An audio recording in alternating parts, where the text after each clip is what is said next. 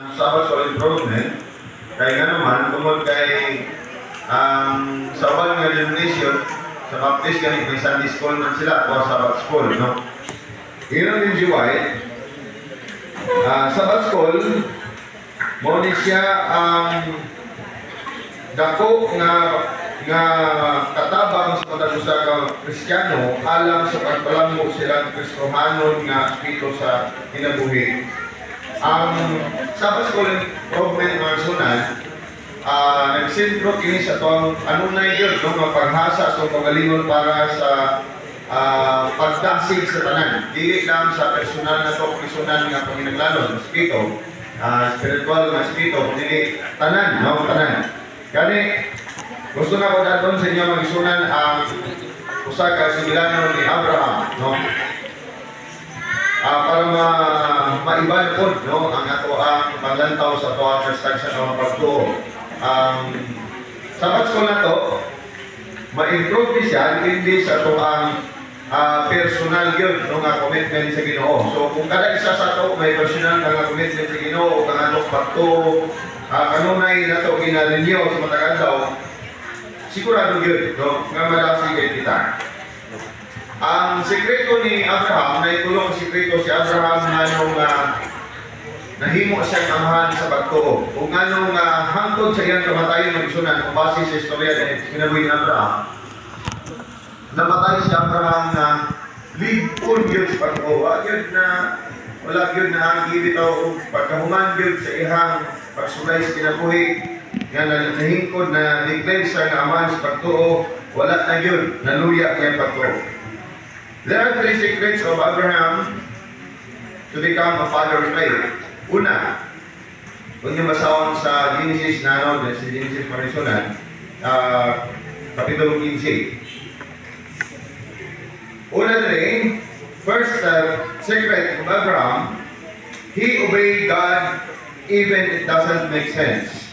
Gani, sa mga leksyon na tumanangagi, na panani, na sa topic na nato ni, no? Asa man siya nagsunod sa Ginoo nga murag way pulos unta nga pagsunod, pero gisunod gyapon niya. When God commanded Abraham to go away from the land he planted. So nandito si Abraham sa Haran, o dito sa lugar sa Ur. Nakapundar na si Abraham.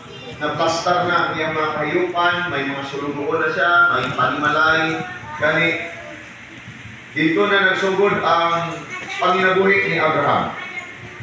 But, in God commanded, nag-command na Ginoo sa iya na Abraham, hawa padri nga lugar, kay adto ka dito sa Kanaan, no? Ang tagaan ko ikaw o luna alang kanimo o panlanginan ko ikaw.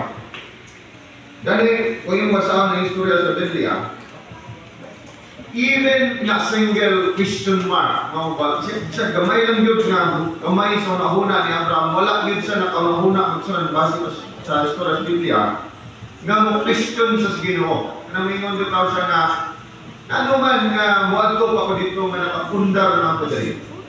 Nga man nga, magsugod pa man ko dito nga nakasugod man ko dito. Gano'n man Ginoo nga dalon ko nimo dito. Na hayaan naman ang sitwasyon diri. Search sa YouTube da.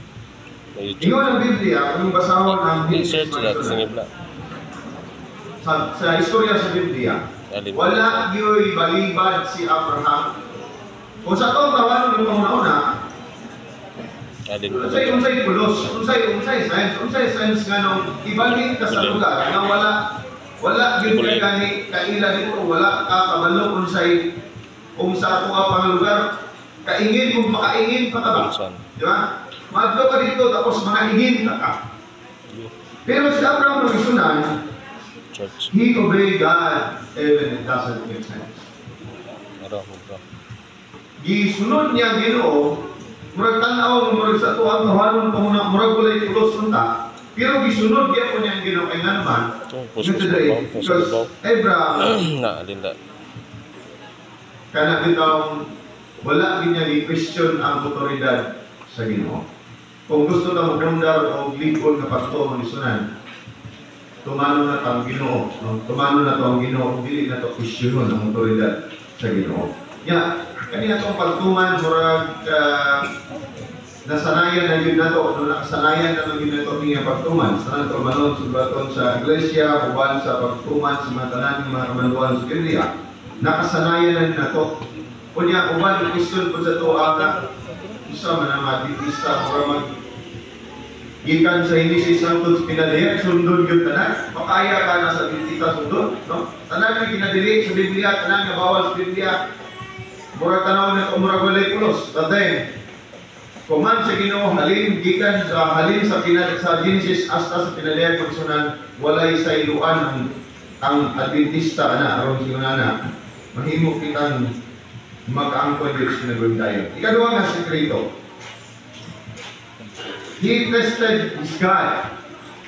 Wala niya, wala niya gisulayan na, wala dili term na gisulayan, o dili nasulayan, no? Verse 3, when Abraham committed sin with Agar, his housemaid, thus God never broke his promises. Si Abraham, naligpon yun yung pagtukay nga naman, sa iyang di ba gisaaran sa Dios nga ang imuhang nga kaliwat masama sa bituon sa kalangitan o masama sa bulbul sa karagatan. Pero siyempre si Abraham wala siya anak. Unya si Sarah, 99 din ang edad, siya sa gatos na. Kung sa tawanan nga pangunahuna, paano matuman ang promisa sa Ginoo nga madaghan tiyang kaliwatan, di ba? Gipadulog niya si Abraham dito kang Agar. Unya, nabuntis si Agar, dahil unang istorya, nabuntis si Agar, o nakaanak siya kay Ismael. Ikaw na Sarah, nga dilit naman ko, tigulang naman ko, nakaman akong binatunan dira, na ako'y suluroon, dito lang para matuman ang promisa sa Ginoo si Ma. Pero naging-muhimo na dito sa lamang isunan, pautuman sa promisa sa Ginoo. No? Ang Ginoo yun ang comply sa iyang promises, dili kay ang tao. Human na ito mag-isunan nakaanak si Agar, o nag-anak ang Isaac. Abi niya mag-isunan, dito na nalingkod o naligkod ang pagtuo ni Abraham. Patol pa sa istorya. Kaya nga naman, nasayran niya ang Diyos nga iyang galagad ay Diyos nga kung mo promisa, bisan magkinaumsa sunan, dili yun mapakyas. Pat na nato na nga pagtuo mga isunan. Ang gipromisa sa tuwa sa Ginoo, bisan kapila pa ka na balintong mga isunan, kapila pa ka natumba, as long as mubalik as Ginoo, ang promisa sa Ginoo may katumanan. Last but not least, today, he totally knew his God. Sa diyang si Abraham, gisugo na, may anak na siya. Buktong anak si Isaac. O dako na si Isaac, ulitaw na. Gisugo siya sa Diyos. So ni Abraham commanded with God, when Abraham commanded with God to sacrifice his only son, Isaac, as a burnt sacrifice. Dili na eksplikar mga isunan nga dili higayuna si Abraham nasayod na din siya sa Diyos. Si Abraham dala dito unya ihalad unya halad nga sinuno. O di ba sabot si Abraham mismo ang moduslit sa gipundok nga sugnod. Si Isaac parang itakot niya matapos istorya. Si Isaac ipahakot sa mga sugnod. Tapos, kihimuan o papag dito. Human nga naplastar na tanan yun ay sa amahan ko. Natapos na tanan. Ready na. Ingon si Abraham, gapos na. Dali na, gapos niya, gapos ang bitaw. Si Isaac, ako din mo nga, lugnot po sa istorya sa Biblia. Wala po, no? Gigapos si Isaac po niya, ipahiga dito, ibabawas sa sugnod. Gani si Abraham mismo ang daw bato kayo ang meron tao sila ng idwa. Ang itabong mga isunan Sa diyang hansak na unta ni Abraham ang unyal sa ang Isaac may tingog gikan sa langit. Before na kumano na storya siya, si Abraham nasayod na yun siya sa iyang Diyos. Kung imong masawang si Bruhano, na yun, dira. Si Abraham ang isunan, nasayod na siya na ang Diyos nga iyang gialagad, mao'y tag-iyas kinabuhi. May katapusan. Tag-iyas kaluwasan. Nagagunit sa susi, sa hadis, o sa kamatayon. Kung itong gisugo, ingon na ito sulpol, sa diya gisugo si Abraham sa Diyos, nga ihalad si Isaac, wala na ito si Abraham, kaya naman, nasayod siya ng iyang Diyos, makabuhi sa tanan gusto buhion sa Diyos. Bisan pag-iyang, bisan pag-kinsa, bisan pag-unsa magisunan, kaya buhion sa Diyos. Abraham totally knew his God. Nasayod yun siya sa iyang Diyos. Kabalo yun siya sa iyang Diyos. Kung wala yung question mark sa iyang una, gihimok niya tanan para sa pagtuman sa iyang Diyos. Then, sa diya pag-alsa niya sa iyang kamot, ingon ang tingog, ayaw ibakyaw ang imong kamot sa imong anak. Ayaw bakyawa ang imong kamot sa imong anak. Ay di magsunan. That time, si Isaac na naluwas, then si Abraham gideclare as a father of faith. Walay question sa pagtuo ni Abraham, bisan pa nakasala siya. Walay question sa pagtuo ni Abraham, bisan pa napakyas siya siyang pagkatangan. Tungod kay nasayod siya na ang Diyos ngayon galagaran, Diyos na makahimong perfecto sa tanan. Ingon ang sa quotation, bisan pa dudalin aska gikol tamanin din na tumamin dinara karasi ng tod sa tibok adon to kasimbang isunan bat na nato ang pagkaw ni Abraham.